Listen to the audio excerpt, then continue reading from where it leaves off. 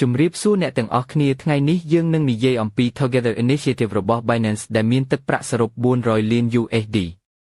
គោលបំណងគឺដើម្បីជួយអ្នកប្រើដែលរងការបាត់បង់ក្នុងពេលទីផ្សារមានភាពរំខាននិងបង្កើតទំនុកចិត្តឡើងវិញក្នុងឧស្សាហកម្មគ្រីបតូ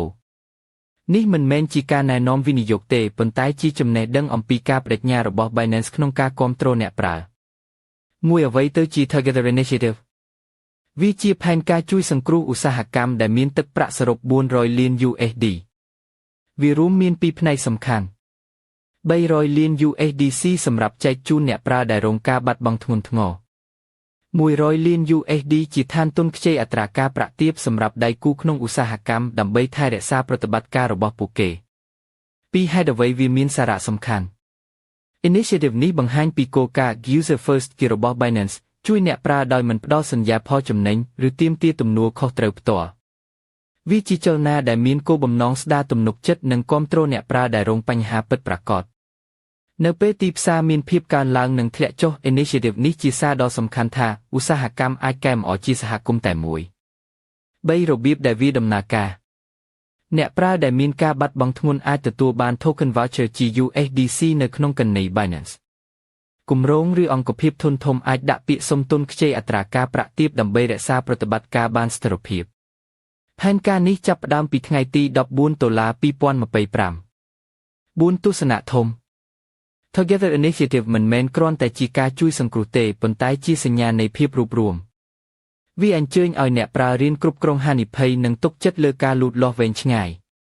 គ្រីបតូមានទាំងពេលឡើងនិងពេលចុះប៉ុន្តែអ្វីសំខាន់គឺភាពទំនួលខុសត្រូវនិងភាពជឿទុកចិត្តក្នុងសហគមន៍សន្និដ្ឋាន